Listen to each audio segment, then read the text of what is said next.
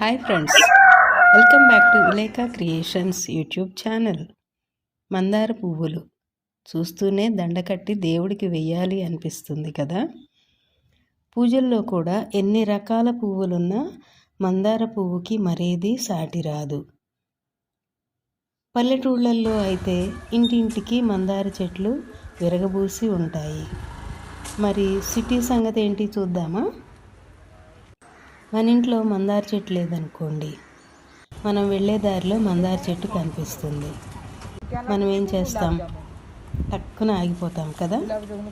ఎవరేమనుకుంటారో ఎవరేమంటారో అనే ఆలోచన లేకుండా చెట్టు దగ్గరకు వెళ్ళిపోయి పువ్వులో ఆకులో మొగ్గలో ఏవి దొరికితే అవి చెట్టంతా గుంజి మరీ కోసేస్తాం, అవునా కాదా?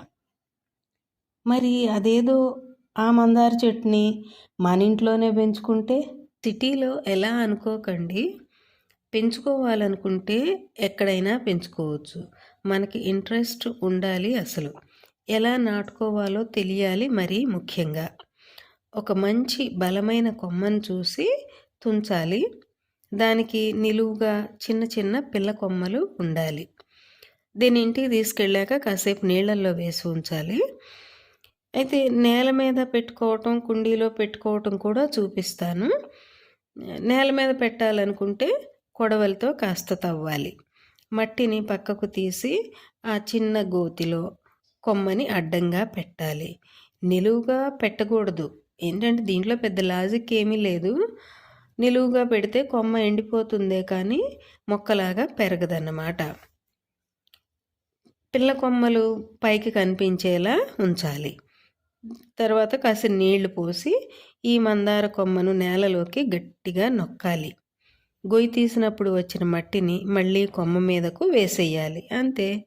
కానీ అప్పుడే అయిపోలేదు.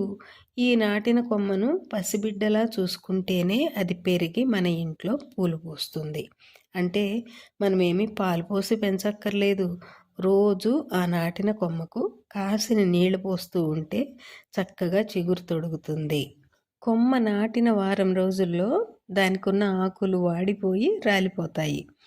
ఏమైనా మొగ్గలుంటే పూలు పూస్తాయి. సుమారుగా 10 రోజుల్లో కొత్త చిగుర్లు వచ్చేస్తాయి.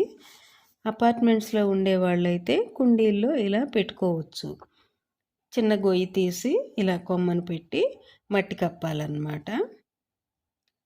నేల మీద పెట్టిన ఈ కొమ్మను చూడండి ఎంత చక్కగా ముద్దుగుమ్మలా ఉందో.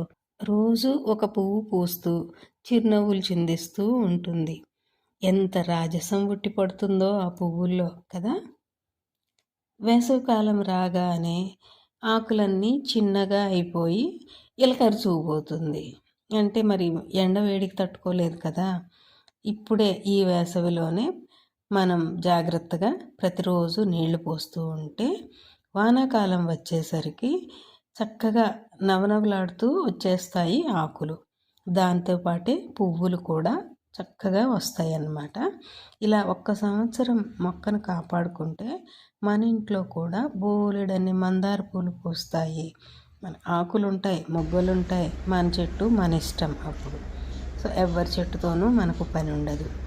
రోజు మందార పూలతో మన ఇంట్లోనూ చక్కగా పూజ చేసుకోవచ్చు. ఏమంటారు friends please subscribe the channel.